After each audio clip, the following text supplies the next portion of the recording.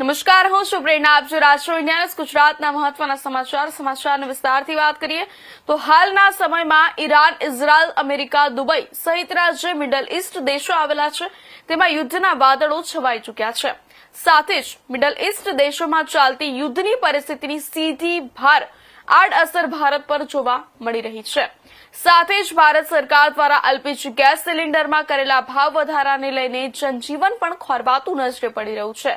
સાથે LPG gas સિલિન્ડરની અછત અને ભાવ વધારા સામે લોકો પહોંચી વળવા માટે હવે જૂની પદ્ધતિથી ચાલતા દેશી ચૂલા છે તેની તરફ લોકો વળી રહ્યા છે.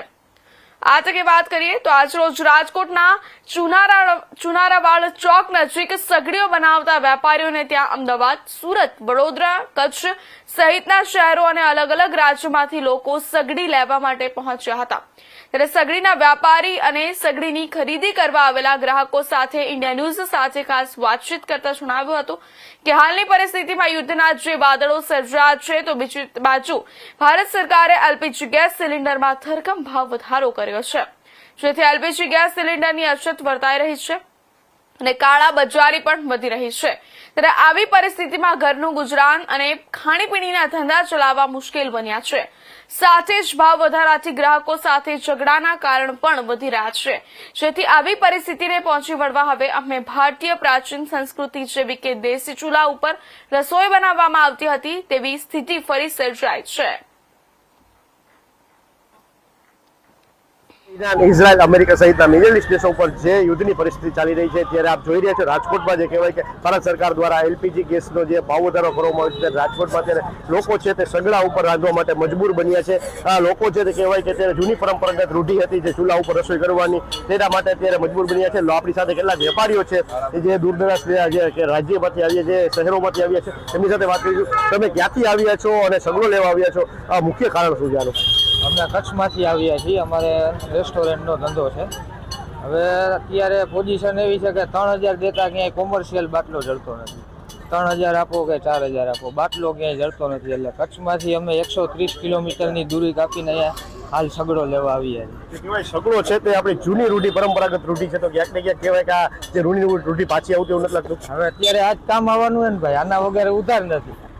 હવે જૂની રૂઢિ હતી એ જ કામ આવી રહી છે, આના વગર ક્યાંય ઉધાર નથી. હવે એટલે કહેવાય અત્યારે ભારત સરકારે જે કહેવાય યુદ્ધની પરિસ્થિતિ મિડલ ઇસ્ટ દેશોની ચાલે છે એની આડઅસર સીધી ભારત ઉપર થાય છે. પૂરી પડી છે ભાઈ, પૂરેપૂરી પડી છે. અને એમાં હોટલ વાળા વધારે હેરાન છે. તમે હોટલ ધંધા સાથે સંકળાયેલા છો, ક્યાંક ને ક્યાંક જે કહેવાય કે પબ્લિક સાથે પણ ઘર્ષણ થતું હોય છે, કારણ કે જે વસ્તુ તમે જે ભાવ વધારો, જે ગેસમાં જે ભાવ વધારો, જો તમે ગેસનો સિલિન્ડર મળે તો તેનો તમે ભાવ વધારા હિસાબે તમે ખાણીપીણીમાં ભાવ વધારો કરો તો તેનો ગ્રાહક સાથે પણ તમારે ઘર્ષણ થતું હોય થતું? ગ્રાહક સાથે પૂરેપૂરું ઘર્ષણ થાય છે. ટાઈમે અમે ઓર્ડર નથી આપી શકતા, પૂરેપૂરું ઘર્ષણ થાય છે. અન્ય વેપારી છે, આપણે એમની સાથે વાત કરીશું. કાકા, તમે શું કહેશો અત્યારે જે મિડલ ઇસ્ટ દેશોની જે યુદ્ધની પરિસ્થિતિ છે એના હિસાબે સગડે રાંધવા લોકો મજબૂર થાય છે? હવે મેં હોટલ એગ્રીમેન્ટ માટે રાખેલી છે. મારું 1.25 લાખ રૂપિયો ભાડું છે અને મારી હોટલની અંદર 15 નાના મોટા માણસો છે. હવે આ ગેસની હિસાબે મારી હોટલ અત્યારે બંધ છે. હવે માણસોને છૂટા કરવા તો નાના માણસોને શું કરવું, મારે શું કરવું? બાટલા ક્યાંય મળતા નથી. કોઈ એવા રૂડખુડિયા માણસો આ પાડે તો બ્લેક કીએ. હવે બ્લેક લેવું જ ગુનો છે અને ખોટી સંગ્રહખોરી કરવી એ ગુનો છે. તો વિનંતી એવી છે કે સરકાર કંઈક આનો રસ્તો કાઢે તો બધાના રોજગાર ચાલ્યા જઈએ. ધન્યવાદ. આપણી સાથે કહેવાય કે જે ચૂલા બનાવતા વેપારી છે તેમની અત્યારે જે ફૂલ ડિમાન્ડ છે તે વેપારી સાથે આપણે વાત કરીશું. માસી, જે કહેવાય કે ચૂલાની અત્યારે અછત સર્જાઈ છે, બરોબર? જે ગેસની જે ડિમાન્ડ છે તેના હિસાબે ચૂલામાં અત્યારે લોકો વળી રહ્યા છે, શું કહેશો? અમે એમ કહીએ કે ગેસની લાઈન પાછી ચાલુ કરી દો. અહીંયા છે ને પબ્લિક બહુ લોહી પીવે છે. એટલે ત્યાં ગેસનો ચૂલો છે તે કે ભારતીય પરંપરા મુજબ જે પહેલાના લોકો ગેસના ચૂલે જ રહેતા, હવે તે રૂઢિ પાછી આવે છે. હા, તે આવે છે. હા, ચૂલા માંગ જેટલી છે ચૂલાની અત્યારે. ક્યાંથી લોકો તમારી પાસે ચૂલા ખરીદવા આવે છે? વડોદરા, સુરત, અમદાવાદ. શું કહે છે, શું કહીને ખરીદી કરે છે?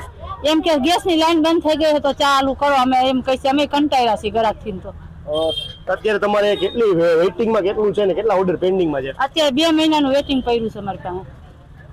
ધન્યવાદ. તો હતા વેપારીઓ જેમને ઇન્ડિયા ન્યૂઝ સાથે ખાસ વાતચીત કરતા જણાવ્યું છે કે જે રીતે સરકાર છે તે જે ગેસના જે ભાવ વધારો એલપીજીમાં જે વધારો ભાવ કર્યો છે તેના હિસાબે ક્યાંક ને ક્યાંક જે હોટલના ધંધાર્થીઓ ખાણીપીણીના અને જે ચાની હોટલના જે વેપારીઓ છે તેને ક્યાંક ને ક્યાંક માર પડી રહ્યો છે અને જે વેપારીઓ છે તે અત્યારે દૂર દરાજ છે રાજ્યો છે જે શહેરો છે ત્યાંથી અત્યારે ચૂલાની ખરીદી કરવા માટે રાજકોટ આવી રહ્યા છે. હાલ અત્યારે 5 થી 10 દિવસ એટલું વેઇટિંગ છે ને 20 જેટલા ઓર્ડર છે તેને હાલ અત્યારે જે કહેવાય કે સ્ટોકમાં રાખવામાં આવ્યા છે. ત્યારે જોવું રહ્યું કે આગામી સમયમાં ભારત સરકાર છે ત્યાં એલપીજી ગેસમાં જે ભાવ વધારો છે તેને પાછો ખેંચે છે કે યથાવત રાખે છે.